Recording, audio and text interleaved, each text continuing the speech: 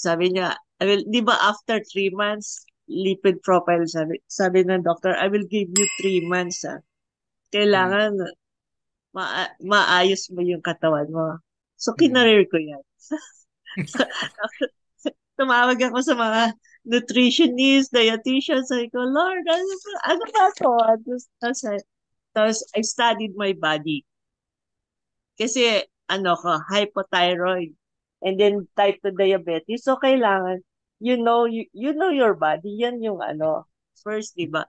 Tapos, and then, I saw yung risk factor ng type 2 diabetes ko is hypothyroid.